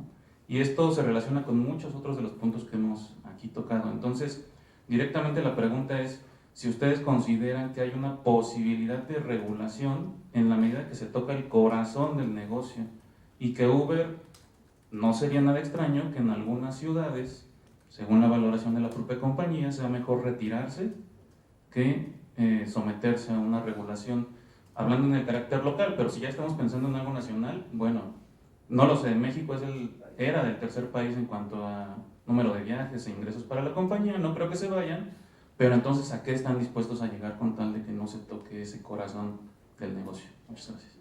Muchas gracias, Graciela. Sí, puntual, un poco para lo que planteabas, Adriana, algún día lo conversamos, me acuerdo, en Buenos Aires, esta idea de que haya una especie de estatuto, ¿no? Que independientemente de la naturaleza del trabajo autónomo o dependiente, genere algunos derechos que son los derechos fundamentales, digamos, básicamente, y otros específicos que tienen que ver con las plataformas. A mí lo que me preocupa es que cuando tenemos un país con 57% de trabajadores en la informalidad y muchos en situaciones parecidas, que empecemos a hacer estatutos y estatutos como para cada categoría. Eso creo que es problemático. Además, en México, por ejemplo, esto sí es común en Argentina, que hay estatuto del trabajador del campo, estatuto de esto y del otro, pero nuestra tradición legislativa como técnica legislativa es más bien a tener una ley federal del trabajo para todos los trabajadores, otra para los trabajadores al servicio del Estado. Entonces mi pregunta es, ¿qué legitimidad tendría que hiciéramos así, estatuto por estatuto? O si deberíamos más bien tener un estatuto general para trabajadores autónomos bajo determinadas condiciones que dé a todos esos derechos, libertad sindical, negociación colectiva, etc. Pero en lo que yo sí discreparía, o más bien me preocuparía, no es que discrepo, pero sí me preocupa, es si nosotros decimos que solo aquel que sienta que tiene indicios de subordinación demande, primero lo que estamos haciendo es hacer algo que tú mismo decías que es imposible, porque el trabajador va a tardar 5 años en ganar el juicio hasta que se determine la naturaleza de su relación laboral, y el costo de esta gestión, digamos, es muy alto, y otra vez estaríamos en una gran incertidumbre, dejando caso por caso. Entonces, ahí mi discusión si esto sería viable, al menos para el caso de México, estatuto por estatuto no lo veo como muy probable, y pienso que sí deberíamos tener en la Ley Federal del Trabajo una interpretación flexible, clara, de los criterios de subordinación que permitieran distinguir cuando una plataforma es intermediaria tecnológica y nada más, de una plataforma que sí tiene poder de control, dirección y sanción del trabajador. Muchas gracias. Y la última pregunta. Sí, gracias. Soy Ricardo Landero, soy abogado laboralista. Creo que lo que comentaba Adrián Goldín, cuando toca un punto fundamental, o sea, tenemos esta gran dificultad para poder encontrar dentro de esta heterogeneidad de las circunstancias, de las formas de la relación, cómo encontrar realmente esta forma de regular esta dependencia, ¿no? Es decir, y creo que además, creo que utilizando el caso concreto de lo que es el transporte, por ejemplo, en México, en donde las condiciones pues, difícilmente permiten a uno todo establecer realmente algo general, porque realmente en México el transporte se da por hombre camión, incluso por hombre carro, en la cuestión de los taxis, para efecto de poder distinguir incluso cómo se da la variable del transporte en México, hablando incluso de las cuestiones de plataformas, ¿no? Creo que las plataformas en todo lo que aportan es esta oportunidad de aglutinar, pero en realidad el transporte de los taxis, el servicio paralelo a ese, es por hombre carro, alquilan placas, es una variable muy distinta. Conozco muy bien el caso y eso solo a las empresas que quedaron de la Ruta 100, que son de las pocas empresas que se constituyeron realmente como asociaciones civiles o más bien como SAs, pero realmente tienen la competencia de todo el demás transporte, que es totalmente irregular, y lo único que han podido regular también es el Metrobús. Nada más como ejemplo de cómo tenemos que empezar a buscar a lo mejor opciones, no sé si es necesariamente en esta cuestión que en la Ley Federal del Trabajo, no sé si es ahí, pero Creo que hay opciones paralelas que se pueden encontrar. La Secretaría de Transporte acaba de sacar una circular donde está obligando a todas las empresas de transporte a dar un padrón. Ahí sí puede haber un hilo para poder construir una relación laboral de los trabajadores, porque ahí va a haber ya, desde luego, tanto de camiones como plataformas, la obligación de tener inscrito ese padrón de quiénes son. Pero sí hay una gran dificultad, y creo que tomaste un punto muy importante. O sea, tenemos un gran problema para cómo encontrar esa parte de la dependencia autonómica. Gracias. Bueno, muchas gracias. Entonces paso la palabra a Adrián primero, que fue declarado personalmente, y después los otros si quieren hacer referencia a una pregunta. Bueno, yo creo, creo que sí, que el tema del número es un problema, porque el negocio es tener muchísimos. El negocio no es que cada uno de ellos se alcance a abastecer sus propias necesidades, sino básicamente generar esa posibilidad, y eso explica por qué, digamos, lo que uno sabe es que la continuidad de estos vínculos de trabajadores de plataformas son muy cortas, digamos. Me decían la vez pasada, digamos, pocos trabajan más de 6 meses cuando llegan a trabajar 6 meses. Resuelve un problema, digamos, contingente, pero después no sigue trabajando. Y excepcionalmente algún trabajador alcanza a trabajar un año seguido, porque es una lógica de negocio que está basada en eso, en la rápida sustitución. Incluso hay prácticas que consisten básicamente en darle los mejores viajes, por ejemplo, a los trabajadores que recién se incorporan para poder capturarlos, porque no hay un interés de conservar el vínculo, digamos. Ni los trabajadores parecen interesados en conservar el vínculo, porque una vez que satisfacieron una necesidad contingente se van, ni las empresas parecen interesadas en tener planteles estables. Esto a mí me hacía acordar siempre, y ahí lo dejo nomás porque sí, es un problema que es de muy difícil resolución. Me hacen acordar, no sé si acá también, pero en mi país era muy común el tema de las chicas que vendían productos de Avon, y otras empresas de cosméticos, pero Avon era la más habitual. ¿Y cuál era el negocio de Avon? ¿Cuál era el modelo de negocio? Y la chica iba, digamos, se comprometía, y entonces le vendía a la madre, le vendía a la tía, le vendía a la prima, porque no iban a vender puerta a puerta, digamos, le vendía a todos los amigos, y a los 2 meses ya nadie las quería ver más. Es decir, cada vez que las chicas llamaban por teléfono, las rechazaban, y entonces se iban, y eso a vos no le importaba absolutamente nada, porque la lógica era, digamos, básicamente la permanente sustitución. Sí es un problema, y la verdad no tengo claro cómo se puede resolver.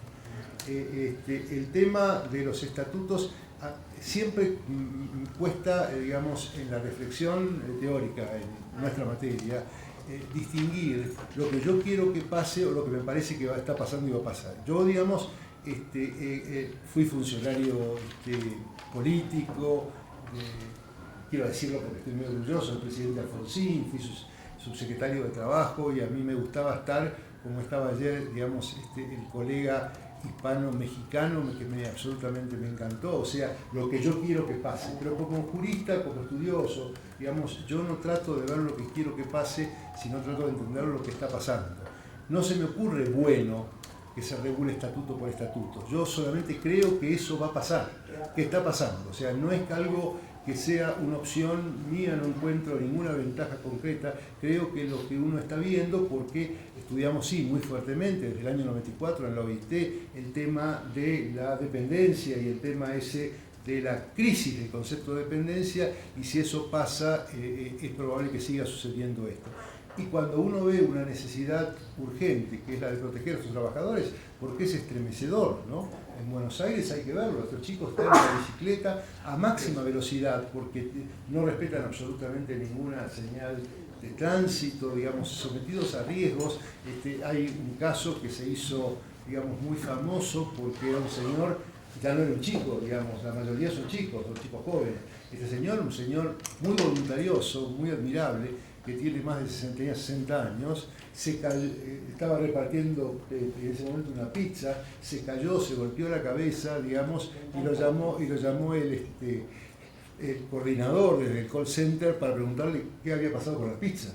Y sobre su cabeza no le preguntó absolutamente nada. Entonces, la situación es verdaderamente catastrófica y, digamos, tener por lo menos, digamos, la cobertura de un seguro contra riesgos de trabajo parece una cosa elemental, y el problema son esos trabajadores. Y por eso yo digo, no es que yo sea partidario de hacer un estatuto por cada caso, es que ahora se nos plantea CEPAL, pero lo plantean también, digamos, las autoridades políticas de cada país. ¿Qué hacemos con esto? Y con esto hay que protegerlos, digamos, y si de esto queda un estatuto, porque hay otra cosa, digamos, hay quienes piensan, y creo que vos también lo pensás, que el trabajo de plataformas puede llegar a monopolizar el trabajo humano. Uno lo que va viendo es que muchas otras manifestaciones de trabajo en las empresas pueden terminar convirtiéndose en trabajo de plataformas. De modo tal que, digamos, ahí no es que esté en desacuerdo contigo, digamos, no es que yo quiera una regulación estatuto por estatuto, es que yo estoy viendo que el concepto de dependencia está perdiendo consistencia y que la protección tiene que llegar. ¿Y cuál es la forma de llegar rápidamente con la protección a estos casos? Que claramente, digamos, hacer una norma que no tenga que ser mediada por la justicia, de que tenga que ir a ver, digamos, me impresionó mucho Manfred Weiss, estaba orgullosísimo de su investigación. Había descubierto que la dependencia económica era mucho más eficaz que la dependencia jurídica, pero terminaba, digamos, su investigación diciendo, pero no va a servir, porque hay que ir a la justicia, y un sistema puede descansar en la justicia para resolver los casos grises, pero no puede resolver sistemáticamente los casos, ¿no?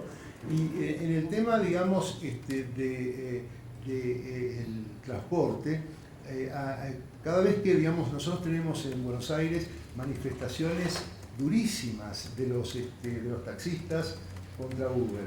Hemos tenido casos de agresiones físicas, hemos tenido episodios de incendio de autos, con el agravante de que como los autos de Uber no tienen ninguna identificación, después resultó que ni siquiera era un Uber, pero fenómenos muy duros y muy gravosos.